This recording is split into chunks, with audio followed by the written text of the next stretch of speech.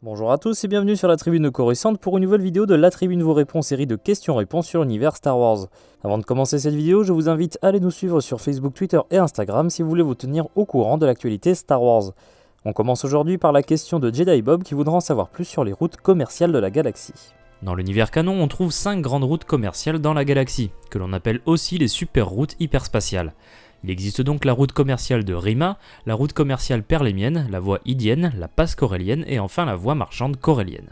La route commerciale de Rima commence à la planète Abregadorae dans les mondes du Noyau.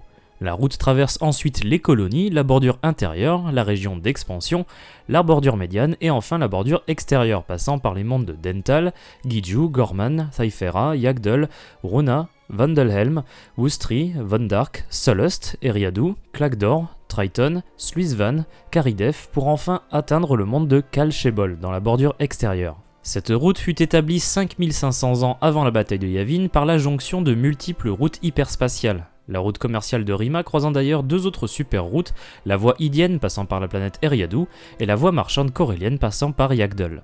La route commerciale perlémienne commence sur la planète Coruscant dans les mondes du Noyau.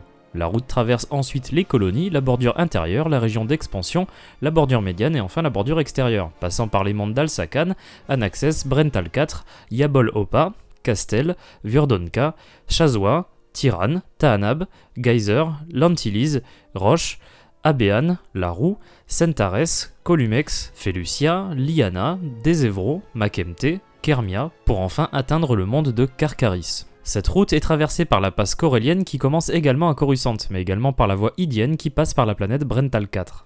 La voie idienne commence dans la bordure extérieure et va traverser d'un bout à l'autre la galaxie. La voie commence sur la planète Bonadan et passe par de nombreuses planètes dont Kadomai, Rouria, Listéol, Telos, Fofea, Toprawa, Feria Junction, Selanon, Botajev, Mandomir, Corsin, Bogden, Paqualis 3, Drearia, Champala, Uviui Exen, Brental 4, Skako, Fedale, Belassa, Exodine, Denon, Chardan, Pax, Zeheth, Malastar, Darknell, Eriadu, Shumavar, Atravis, Rutan, Terminus et enfin la planète Iminusov. La voie idienne fut fondée en 3705 avant la bataille de Yavin par l'exploratrice Freya Kalea.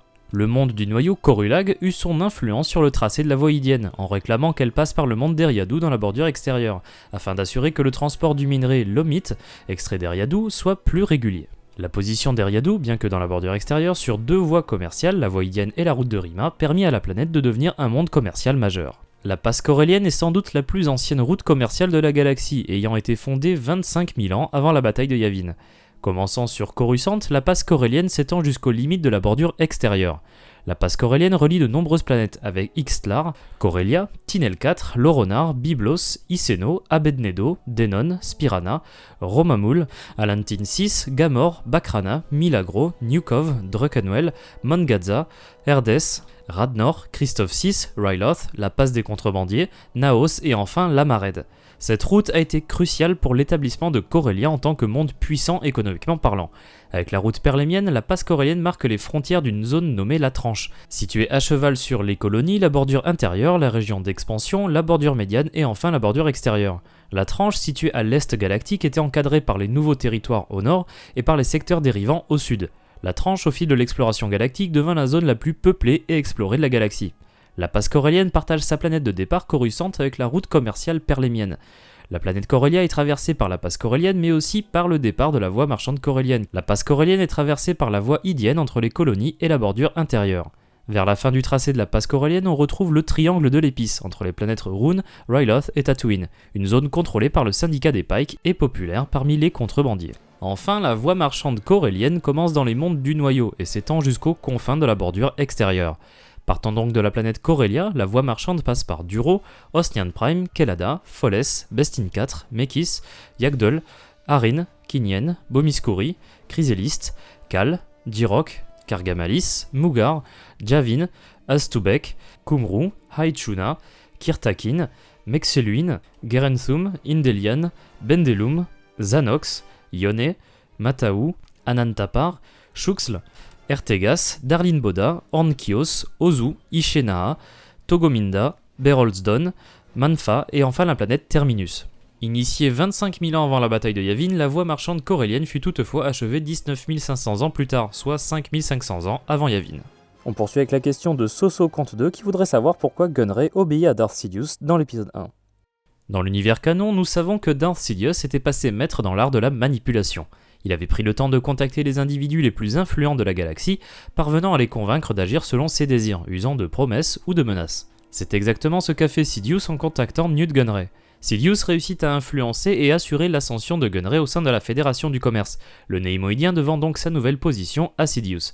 Leur promettant des richesses, Sidious demanda à la Fédération du Commerce de produire une armée de droïdes sur Géonosis, en utilisant les fonderies de droïdes des Géonosiens, supervisées par Poggle le Bref, dont l'ascension fut également aidée par Sidious.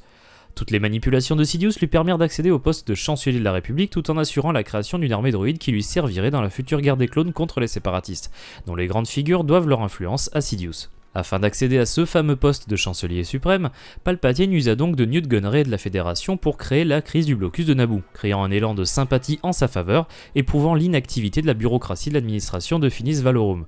Cependant, concernant Gunray, ce dernier était convaincu que Sidious était de leur côté, du côté de la Fédération du Commerce dans un premier temps, puis de la Confédération des systèmes indépendants, alors que Sidious ne comptait se servir des séparatistes que comme des pions dans un conflit qui ne visait qu'à créer à terme l'Empire Galactique. Dans l'univers légende, nous en savons davantage sur le premier contact entre Gunray et Sidious. Un an avant les événements de l'épisode 1, Gunray reçut un cadeau anonyme, un oiseau néimoïdien pilate blanc tacheté de rouge. Cet oiseau était un symbole de richesse et de pouvoir chez les Néimoïdiens, d'autant plus que le spécimen offert à Gunray était issu de la race pilate sojournienne, une race assez rare qui était la seule à présenter des taches rouges. Ce cadeau fit la fierté de Gunray qui garda l'oiseau dans son bureau. Peu de temps après, le généreux donateur se révéla à Gunray en la personne de Darth Sidious. Ce dernier lui offrit l'opportunité d'affirmer sa position au sein de la Fédération du Commerce, en flattant le Néimoïdien sans toutefois oublier de lui faire du chantage, Sidious connaissant des détails sur l'enfance de Gunray. Sidious accusa même Gunray de la mort du sénateur de Naboo, Vidar Kim, qui était un opposant à la Fédération du Commerce et qui avait péri dans un assassinat 52 ans avant Yavin. En vérité, la mort de Kim avait été orchestrée par Sidious lui-même, principalement pour qu'il remplace Kim en tant que sénateur de Naboo, sous son identité publique Palpatine. Gunray était au départ sceptique mais intimidé par Sidious. Ce dernier présenta à Gunray que la République et la planète Naboo voulaient trahir la Fédération du Commerce. La taxation des zones de commerce libre proposée par le sénateur de Naboo Palpatine mettait en péril les importants profits générés par la Fédération, alors que le roi de Naboo, Ars Veruna, prévoyait de rompre les accords d'exportation de la planète avec la Fédération du Commerce. Sous l'égide de Darth Sidious, l'ascension de Gunray au sein de la Fédération fut ancrée lors d'un sommet sur la planète Eriadu. Le directorat de la Fédération, constitué de Gunray, d'un Gran, d'un Sulustéen et de 4 humains originaires de Quat, Balmora et Filv, se réunit donc sur Eriadu, un sommet durant lequel les droïdes de sécurité OOM fournis à Gunray par Sidious dysfonctionnèrent en apparence et éliminèrent tous les membres non néimoïdiens du directorat, permettant à Nute Gunray de devenir le chef incontesté de la Fédération en plaçant des alliés comme Lot Dodd, Runhako ou encore Doltei Dauphin au poste clé de l'organisation commerciale. Cette tragédie sur Eriadu fut globalement considérée comme orchestrée par le Front Nebula, alors qu'en vérité il s'agissait d'un plan de Sidious. Grâce à ces machinations, le blocus de Naboo allait bientôt commencer car aucune décision n'avait été prise suite à la rencontre avortée sur Eriadu.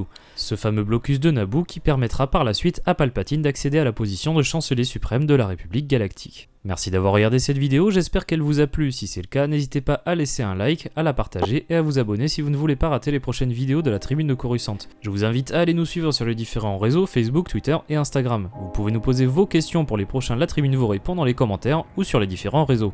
A bientôt et que la force soit avec vous.